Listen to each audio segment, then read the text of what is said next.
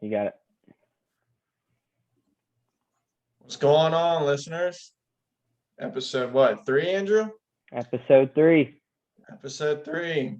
And we're actually going to make an episode right now that coincides with the title of the podcast, Alumni Talk. And this is going to be the discussion of your first day as an alumni. So, yeah, man, you got graduation coming up. It's May. I know a bunch of my friends just recently graduated, and some of them were just kind of like posting those snap stories saying like, wow, it's really happening. And, having that realization that it's time to get out into the real world and try to become a young professional, right? Yeah, So that pre-adult life is over. You're an adult. that's right. Yeah, you bet. You got to be now. Yeah, this Should is be. life. This is life. Bills. That's what life is. Bills, Uncle Sam. I'm Yeah, telling you. the whole nine. That's right. That's right. So yeah, couple things that we're going to talk to you guys about today. We're really focusing on that first day. It's like, okay, you graduated yesterday, right? And then you're waking up in bed and you're like, it's over. There's no more college, and having that realization. Two questions that might come through your head is, let's see what they are. Got notes on them. What do you do? And what do I expect? So if you're laying in bed the next day after graduation, stuff, what do I do now? Hopefully you had planned that out throughout college. That did not become a serious question for you. If it is, it doesn't matter. We're going to try and do our best to help you, to give you some thoughts and tools to think about if that is a serious question and or concern that you're having the day after graduation. And question number 2 is, what do I expect? So what can I prepare for as a young adult? What are some things that, some people, or what are some things I need to be expecting in the future? Andrew, the day after your graduation, to answer for those 2 questions, what did you do and what did you expect as your first day as an alumni? Yeah, what did I do? Of course, I celebrated. You know, big accomplishment. A bunch of emotions, family there. Graduation, the whole ceremony. Whether it was online because of COVID or not, it's definitely a chapter that you should close. What did I do is I prepped, I think I did all the right things, and I went back to school. I went back to work the next week. I took a week off. That week included graduation, everything, but I went right back to work, back to the grind. You did it. Cool. let's keep it going. You know, Yeah, what did you do, Bobby? pretty much same thing. I mean, so when I had graduated, yeah, same circumstance as you. It's probably the same circumstances as the recent graduates of 2021. You get a couple days, maybe 2, 3 days of partying. If you're really bad about it, maybe you get a whole week of partying. Um, but I think 2, 3 days of celebration, and then right after that, I think I had 2 weeks with my current employer that I had in college that I still had to work with. And then right after that, I was moving because while I was in school, I had done what I was trying to do, which was get a job within the career field that I was studying. And before I had graduated, in my junior year, I had gotten the job offer, and I accepted it.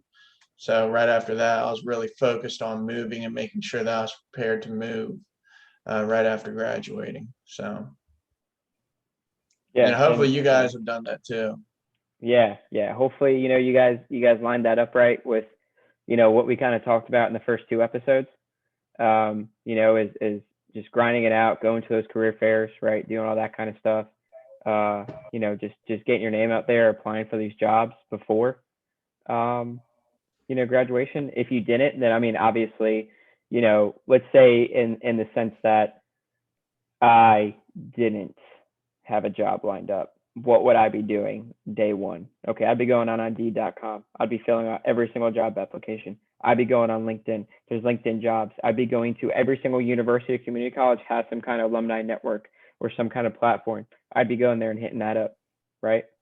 Just because you Right, graduated, exactly. and even if you graduate and you don't have a job, that makes it that much more important to go ahead and do that, right?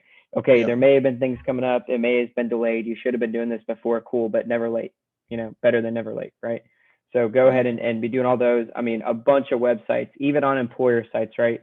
If you go to, let's say Pepsi or Coca-Cola or, Apple, Google, you can subscribe to job notifications as soon as they post them, and they'll send you an email as soon as the job is posted. That's the same with LinkedIn. That's the same with Indeed. That's the same with I think it's Glassdoor that's doing that now, right? So it's not like you have to go out there and do it. That all you have to do is just click on and apply. Even with LinkedIn, when you're applying for jobs, you create your job profile, and then when a job pops up, you click boop apply, and you applied. It takes 2 seconds. Super easy. Hopefully you guys are learning about LinkedIn while you're in college and that you're actually using the platform more than you're using Instagram, because that platform it's killer. It's really, really important to understand and know LinkedIn, especially if you're a college graduate. So yeah, exactly what Andrew said. And while you're doing all those things, um, you got to be out there and having at least a starting point. So Andrew was talking about, going to community colleges and networking within the alumni networks of those colleges and trying to figure out when the next, job career fairs are, pretty much networking and find opportunities between a community college or your actual university, whichever one you attended. If you've attended one or the other, and let's say you got a community college within a very close location of a university, do both. I mean, it doesn't hurt to do both. But in the meantime, have some type of a job to get income while you're doing these things. This is now your side hustle, okay?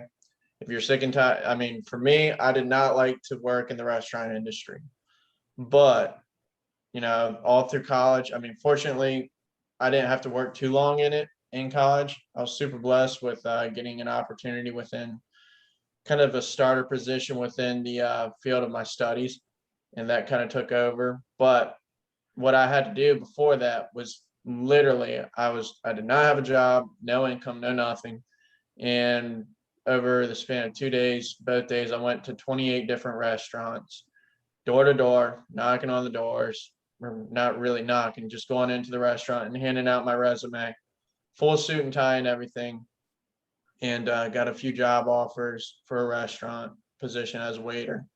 And by doing that, I had gotten a couple offers, but I took the first one that had come up, and by doing that, I set myself up like with a set of income, and you guys should be doing the same.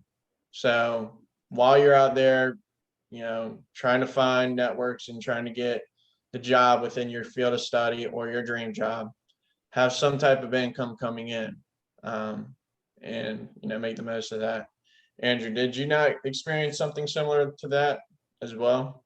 Yeah, I mean, I kind of worked in a restaurant, and I had multiple jobs at the same time, right, going through college. So that didn't stop. A lot of people are keep, they graduate and then they're like, oh, I got 6 months before I got to start paying back my loan. Let me enjoy the summer. Let me do this and that. That's not the case, right? You Yeah, got to get out there and get it. You need the work ethic of exactly what Bobby just said, going to 28 restaurants in a suit and tie, essentially going door to door saying, hey, are you all hiring? I'd like to work for you, right? I mean, a exactly. lot of jobs too, and depending on the industry, they don't have start dates immediately, right? Majority of major companies have start dates July 31st and January 1st because that's when their training begins. They may hire you, but you can't start. You're not making money. So I mean, you Right, got to do something in exactly. the meantime, like grind it out. Like there's just a lot of things that come into play. I mean, a lot of jobs they do go ahead and they start you out in like a month or so, but even so, for a month, I mean, what are you doing? Hmm. You got to take advantage of. You can't be sleeping on this kind of stuff. That's right. And a lot of times, especially, I mean, you've worked in the restaurant industry for quite some time. what are the benefits of just at least starting out there? I know there's plenty. I've watched videos of individuals who started out in the restaurant industry, especially in the serving positions. And from your experience, what have you seen to be a big beneficiary in that, in doing that? Yeah, me personally, I think everyone should work in the restaurant. I mean, one, to understand what actually goes into it and to gain some respect for those people that are literally working their tails off to make ends meet for the majority of people that do that kind of stuff.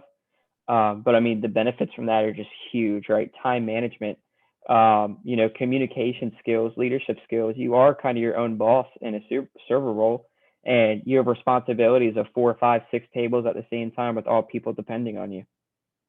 You Right. almost got like your own little tiny business that you have to run and make sure that runs smoothly throughout the whole entire night, with many conflicts and stuff coming up, all on different phases. Like this table may have just sat down, they're about to finish, they're about to go get their food, they're waiting to order. There's just so many things that come out of it. And I just think that, yeah, it's not ideal, but the things that you can take away from it are just, they go a long, long way.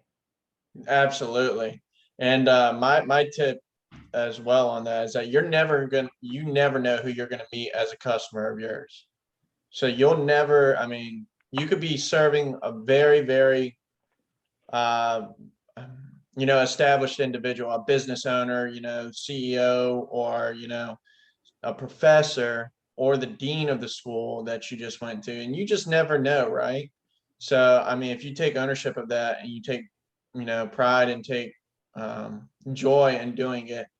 Granted, it's not the best job, but one of the biggest tips I've always thought about, jobs and stuff like that is it's only a stepping stone to get you to the top. So, make sure you're taking the right step and do it with the right attitude, because it's just a stepping stone, and, you know, have pleasure doing what you're doing. So, like I said, you never know who you're going to meet at that table. So if you happen to work with somebody or you serve somebody and you do a great job at doing it, they could offer you a position. I mean, that's what happened to me within my waiting career. Like literally, I was waiting a table.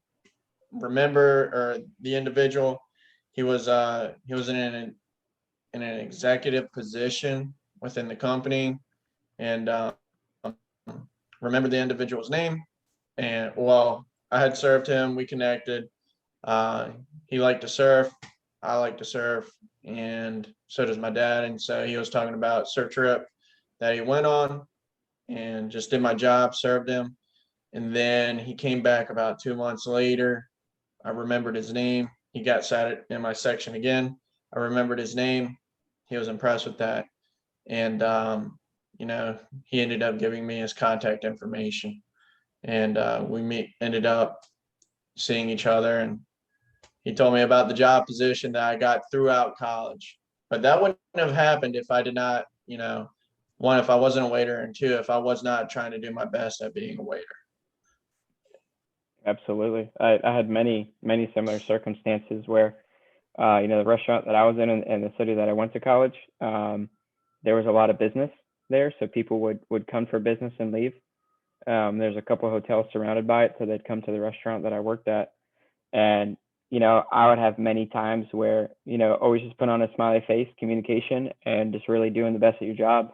They'd literally hand me a business card and say, email me if you're looking for a job. I like your work ethic, and walk away. Not even my table. Exactly. Not even my table. Exactly. Could be my table, maybe not. But yeah, you never know who's watching. You never know anything. I mean, even not even only the people that you serve the guests at a restaurant, but the people that I work with, right? Those people are all doing great things. And at any moment, if they need something, they know to hit me up. And if any moment I need something from them, I know they'd answer me right away. Especially your Exactly. boss, references, everything. It's immense. And I mean, even at the same time too, while you're in college, you should also be doing this. The first internship that I got, I went to as a freshman. They said, hey, there's this internship. It's sophomores and juniors only. I was a freshman. I walked up. I said, hey, I want to get this internship. I know I'll get this internship. I'm a freshman. Here's my resume. Can you review it and tell me what I need? So when I come back as a sophomore or junior, I can get that internship. I went back every 4 weeks while they were on campus. And what ended up happening? I got the internship. Got the internship. That's right. Tenacity. Yep. Tenacity. So if you're waking up, the day after your graduation, you're kind of confused, or you're just kind of like, oh no, this is this is the end of it all. The party's over. It's time for a little bit of tenacity on your end, and figuring out the next step. Just take massive action. That's the biggest thing. Take massive action. Yep. The only person stopping you at the end of the day is you. School is a nice kind of pre-adult life structure to where, okay, we have these set schedules in play. They're kind of all over the place. They change every semester. All you really got to do is show up. Yeah. And then you make up your own schedule outside of class because you have to get a good grade in order to graduate. Well, in life, there's no one pushing you. There's no structure. It all comes down to you, right? So you just got to go out there and get it. Exactly. And begin networking. So definitely start doing that. And in terms of expectations of college, on the first day, a couple things to prepare for. I would suggest, let's say you got a job lined up, you've done networking, you got an opportunity. Let's say it's in a different place from where, you graduated. Let's say you graduated in LA and you got a job down in San Diego, right? A couple things you need to prepare for and have within your mind. Are you going to live with roommates? Number one. Number two, how close do you want to live close to your job? And how valuable is that to you? And number three, if you're currently in a relationship, is your significant other going to go to the same location with you as well? Those are a couple things to, think about if you have a job opportunity to line up, and those are expectations. I would definitely start preparing for those because those are going to be kind of needed. Even though going to the office and moving to different locations, like the beer bug, coronavirus has kind of like changed that up a little bit. And everything's kind of remote right now, but who knows? Maybe we all will start going to the office again sometime soon.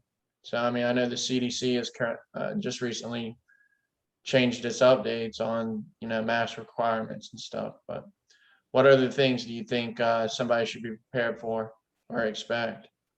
Yeah, I think everything we're saying applies both remotely and in person. The only difference is that whether it's virtually or in person, exactly that. I think some things to expect is that you're going to get pretty hard. You're going to hit pretty hard with, some weird emotions, right? Some anxiety, some stress. It's this whole new chapter of life, just like you felt similar to going into college, right? I remember walking around the first week after I graduated, and I'm like, I got my bachelor's degree, and then after that week, it's like, I got my bachelor's degree. Okay. There's no silver gold crown on my head. No one looked at me differently. Like, yes, it's a major accomplishment, but okay. I think my expectations were just way different. Like, it's not like this is going to put you in such an elite status that people are going to, run out of the way for you to walk through a crowd or something, That's right. Right. It's having that reality check, right? Being humble. Some other expectations too, are going along with yours, Bobby, is when you do start a job, keep in mind that you usually don't get your first paycheck till 3 or 4 weeks after you start, because you usually join in the middle of a pay period. So, again, if you're moving locations or you're starting a job, you're getting your own apartment, that costs a lot of money up front. And just to be financially prepared for that. I think other things too are, the majority of you guys are going to have college apartments that do end. Usually, if you graduate in May, your lease ends in the end of July, early August timeframe. I wasted an opportunity to try to sublease my apartment and get some money out of it. That's always an expectation that you can set, that I missed out on. And really just, yeah, it just goes back to going and getting it. The expectations that you're just going to apply for a job and get it because you got an interview, I think that's very misleading. And that's something you have to get accustomed to. You're going to interview 50 times and you're going to get one job. Right. That's exactly right. Yes. That's fact. Don't go off like, oh my gosh, I got an interview. The Indeed or someone says that the average salary is 80. I'm going to go get a new car. I'm going to go ahead and sign a lease. Like, absolutely not. Don't, please. You don't do anything until you sign that final piece of paper of an offer letter and you accept it. And then even then, that's when you can say, yes, I have a job and I landed it. Right. I think the expectations of landing an interview versus getting a job or even getting past the first interview are very misleading coming straight out of college, because you got a bachelor's degree and you think that you deserve it when it's 50,000 other people that just graduated. And what's the difference? Exactly. You got to be able to stand out. And the best way to do that is through tenacity. Okay, you went through the first interview. Follow up. You really want that job. You need to sell them that you are the person for that job. I mean, so many people our age and so many recent college graduates, they don't do their due diligence in trying to get the job that they quote unquote want, right? They think they applied, they had the phone interview. Like, oh, it went really well. They said that they're going to reach back out to me. It went super good. I think it went really good. I think they're going to reach back out to me. Every single one of their interviews goes just like that. I promise you. Yep. Especially when it's dealing with nothing but college graduates. You're not the only one that they're having a good interview with. So you need to be following up like crazy with these people. Annoy them, literally annoy them. But you got to do it in a pleasant way. I'm not literally telling you to be a pester and like, hey, I need this job, like beg for it. No, you don't beg for it. You just you got to sell them. I am the right person for this job. Here is why. And you lay it out. And then, you got to show them a little bit of tenacity. Hey, I really, really want this job. I'm going to continue to follow up with you. I'm not going to wait for you to follow up with me. That's pretty much what you need to do as a recent college graduate. Yep. And then I promise you, if you take those steps, you will more than likely get the job. It's going to have to take a little bit of charisma and stuff like that, and a solid work ethic. You have to prove that you are who you're selling yourself as to be, and live up to that too. So if you sell yourself as, somebody that is bilingual, be bilingual, literally. Don't just like, oh, I can speak a little bit and all you know how to say is hello, my name is. You can't do that. That ain't gonna sell it, That ain't it. That would not be a good selling point, because then they're gonna ask. Be surprised. Don't be surprised if you sell yourself as somebody who's bilingual and there's gonna be, 3-person interview. One of the other people is gonna be, a native speaker in that language. And then out of nowhere, you're starting to get questions. Like, let's say, for example, you got 3 people, ABC, B the entire time, who's sitting in the middle. They're pestering you with questions. Tell me more about yourself. Tell me about your experience in college. What was your extracurricular activities? Don't be surprised if A or C out of nowhere jumps into the interview and starts hitting you with that other language, or starts really testing you on the things that you're kind of selling yourself as. Oh, you said you're a leader? Tell me about your leadership experience. They could do that. So be prepared for that. Prepared for it all. Yeah. So live up to those expectations. Way too often. Yeah, it does. And a lot of people lose the opportunity because they don't know how to answer those kind of questions. They sell themselves as X, Y, and Z. And in reality, when they're asked about it, they don't know how to talk about it Not saying that they didn't ever do it, but maybe it's not as serious as, they're advertising it to be. Oh, I was a leader, when you're really just like kind of a co-captain of I don't know, like a disc golf team. Yeah, project or something. Yeah. Yeah, a project. That's a better example. So Yeah. I think other things too is, and Bobby, I think we should probably just do a whole entire separate episode on this. Is just post grad interviews. yeah, we Like should, we bro. could probably talk about this for like an hour. Yeah. But yeah, just some other things to mention, right? Is like, think about it in the senses where there are probably 50 other applications where resume wise, you guys are all equal. You all have a bachelor's degree. You guys all just went through college, and now you're all looking for an entry level job, right? What is going to make the difference between you and those 49 other candidates, right? And all that's going to be determined by the interview process. The hardest thing is you have to be yourself. That's right. Anyone could go through the interview and ask questions, but personality shines, and that speaks louder than anything else. That's And right. there's also nothing wrong at the end of the interview by asking, "Hey, can I get your email?" And they say, "Okay, here it is." They never ask why. Send them an email probably 30 minutes after the interview and say, "Thanks for your time." That speaks louder right there as well, without a doubt. That's right. If I get that, I'm like, okay, this person knows. This person appreciates my time. I've been busy as can be. I took time out of my day to interview them, and that really just made them stand out. And then Yep. at the end of every interview, they ask you, "Do you have any questions?" Couple of Always questions. at the end of every interview, 70% of people say, "No, I don't think I do." And that's either because one, they can't think of one, two, they didn't prepare.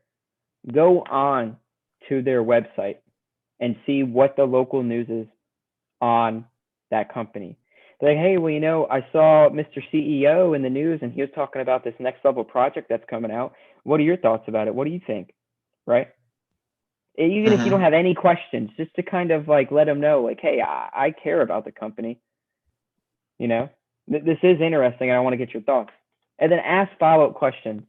You can Google follow up interview questions, and the top 5 sources are probably the best ones that I've ever seen. Obviously, everyone's Google searches are going to be different, but you get the point of that, right? It's like, "Hey, what do you see in a candidate that's excelled in this role, right? What are some qualities that you've seen that really make someone stand out? What are some positive criticism that you can give me so I know what to move forward?" And then even you can ask them, and this usually goes more towards the hiring manager, but they should know is, when can I expect to hear from you guys next about the process moving forward? And then if they give you a date, you have their email after you said thank you. Follow up. "Hey, I just want to follow up. Haven't heard from you." Yeah. Nothing wrong with that at all. Not at all. Man, dude, we're gonna have an entire episode about that one because literally, Yeah. as you're speaking, I'm telling you, if you guys are a listener, please tune in to that episode because I have personally I know what's worked for me, and I'll explain it to you in that episode. It's it's kind of a really good question because that is a very very important point. It's like, oh, do you have any questions for us? I've in every single interview I've ever taken, I have plenty of questions, but there's one question that I've always had in each of those that, so to say, puts the ball in the employer's court instead of me asking for the job.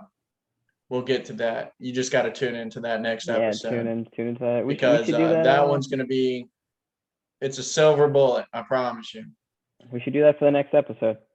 Yeah, most certainly. Yeah, we can definitely do that. For the Episode next 4. episode, we'll give you guys some interview tips. Because you now graduated, and it's time for you to find the career within your field of study. But so a couple things to further expect. Like Andrew said, Andrew hit the nail on the head. Good job on that one too, bro. Because the anxiety thing, yeah, that will come up. It's a new stage in life. It's just like going from middle school to high school, going from high school to college, your freshman year, especially within the first semester of your freshman year, things are just a little bit weird. It may not feel weird, but I promise you, you've come this far through college. I bet if you look back and sit back and think about it, your freshman semester and maybe your freshman year, you're like, you sit back and you think about it, it's like, that was a little bit weird. There's some emotions in there. That's what's going to happen as soon as you graduate. You're going to have anxiety. You're going to be confused. You're going to be stressed. I'm not going to sugarcoat it. Welcome to life. That's how life is from now on. So deal with it. I do not encourage complaining about it whatsoever. Become a master at dealing with it, because it will excel you into where you want to go. You got to use that energy. Don't let it use you. You use it.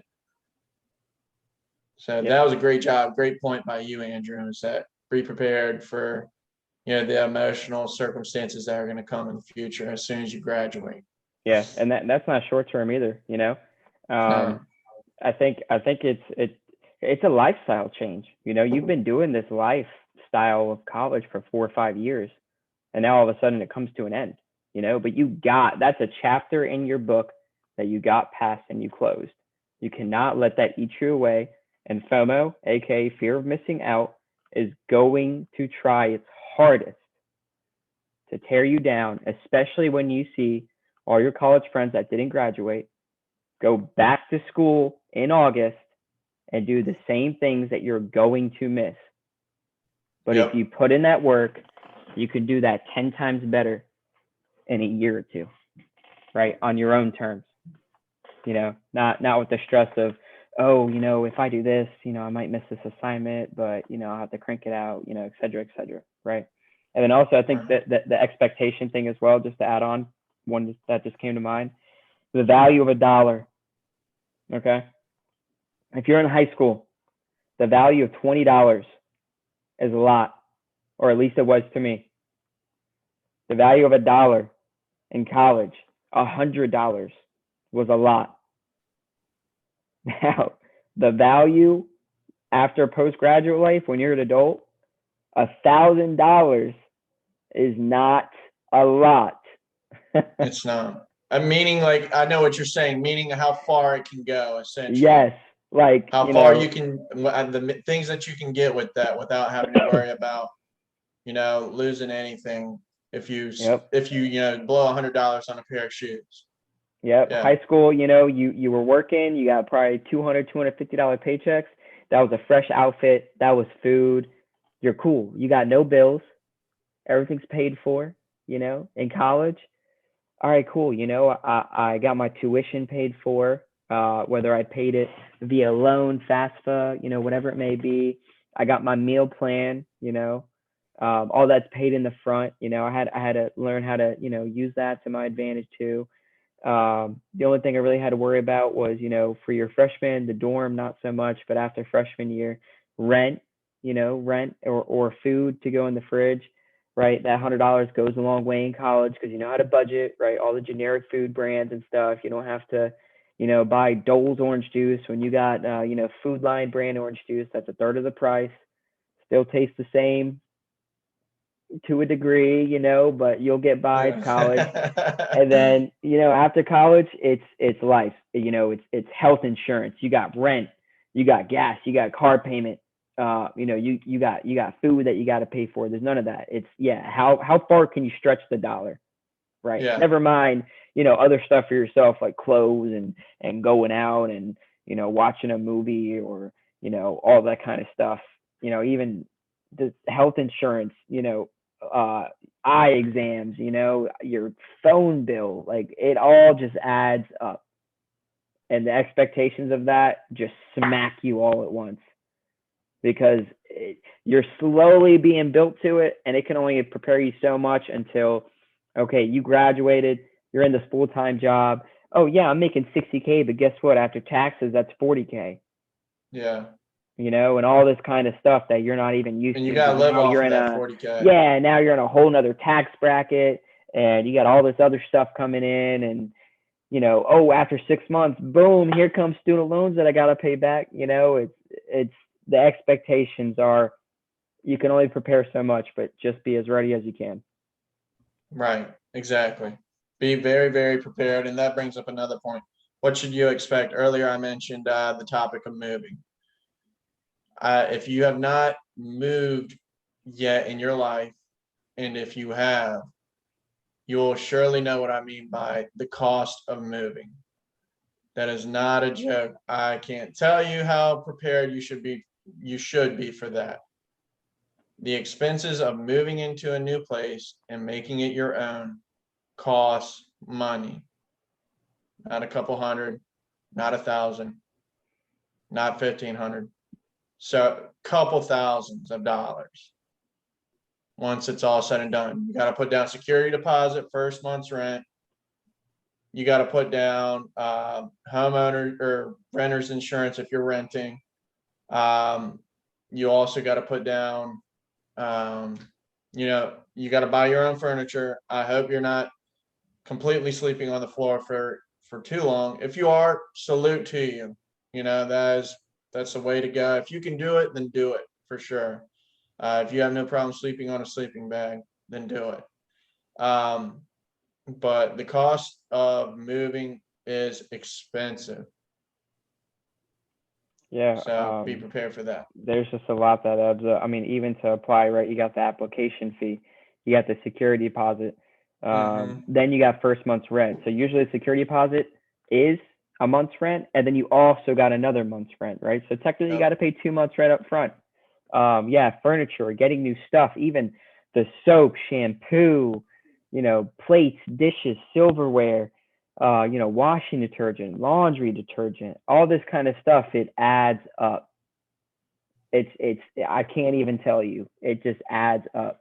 Never mind, if you need to get a U-Haul, cleaning supplies, the normal necessities. I mean, and keep in mind, usually when you move, again, this is for a job, and you have to pay all this up front. And again, off that job, you're not getting the paycheck till 3 or 4 weeks after you start. Yeah. And don't forget, you got to get food for yourself. So, again, yeah, I think that's a great point, Bobby. It's just the cost of moving is immense, especially if you're moving somewhere like California or, pretty much the West Coast, where the cost of living and that kind of stuff is a lot greater than it is compared to the East Coast or other places. Yeah. Most certainly. So I haven't lived up in New York, California, just because of that reason. The cost of living in those states, it's just kind of astronomical, and it just doesn't make sense to me. And plus, I mean, I personally like where I'm at, so that's a couple things to definitely expect and be prepared for. But yeah, I mean, congratulations to the recent graduates. If you guys have not already done so, go ahead, subscribe, like, comment, and definitely share this with the recent graduate if they're in the position that we're mentioning. They're graduating. Oh snap! It's reality. It's actually happening. So that they can get get this information, so that they can learn from people who've done it and actually gone through those steps themselves. Andrew did make another point with that as well. You're going to see your friends that have yet to graduate, doing the things that you're doing last year. Maybe they're having even more fun than they did when you were in college. They're going to be posting it all over social media and all that kind of stuff. Like Andrew said, don't get FOMO. Here's a big tip for you. You're now an alumni. You're no longer a student. You've got to make that mental change. Yep. You've got to change your personal image. I'm not a college student anymore. I am a young professional. I'm an alumni. You should be a young professional. That's the biggest piece of advice to you guys that I suggest. Adopt the mentality of a young professional. Be responsible. Be motivated. Be ambitious. Change, if you got, I mean, if you're wearing, nothing but t-shirts and gym shorts all the time. Start, putting on some button-up shirts. If you're working in a white collar job, if you're working more of a blue collar position, wear a polo shirt. If you're a blue collar worker, that doesn't mean you don't have, the responsibility to be a professional. It's quite impressive when blue collar individuals take their job extremely serious as a professional would. So that's a big piece. I probably could have started out this podcast with that piece of advice at first, but I think that's very important. Recognize who you are now. Think about who you want to be as a young professional and be that. What's in the past is in the past. You did it. You're going to get that expensive piece of paper to slap up on the wall. And, but now it's time for you to be a young professional. Yeah. Anything you want to touch on that, Andrew? No, the Like, past comment, is and past. subscribe. I think you said it well. That's exactly it. I think the wardrobe change is ideal too, because in college I think everyone dresses to fit the fad at that university, and a lot of times that doesn't necessarily meet up to the professional life. So yeah, you're gonna wear a suit and tie to the job interviews, but what are you gonna wear to the first day, right? Mm-hmm. So I think you definitely hit that on the head. But yeah, definitely congrats to everyone that just graduated. Definitely like, share, comment, subscribe. Feel free to comment, right? Let us know. What did you expect, right? What did you expect after that day one? What was it like for you? What are some things that helped you out? We always want to hear. So that'd be super cool. I know we can definitely discuss that in the next videos to follow up, and everyone goes through these things differently. So opinions and real life experiences are always welcome, because I'm sure everyone can benefit from that. But yeah, I think that's it. Absolutely. Send us some questions too, man. We want to be involved, see how we can help you guys. Sincerely, we're not doing this just to sit here and talk because we like to talk to each other. We can do that without, going through the work of trying to get this information to you guys. The importance of this is to get some questions for you guys, see how we can help y'all. So please send us, some comments and post your questions in the comments. And we'll be involved with you guys and see what we can do to help you guys out. Most certainly. Absolutely. Yeah. So definitely appreciate everyone listening. Again, this is Bobby and Andrew with Alumni Talk, and look forward to the next episode.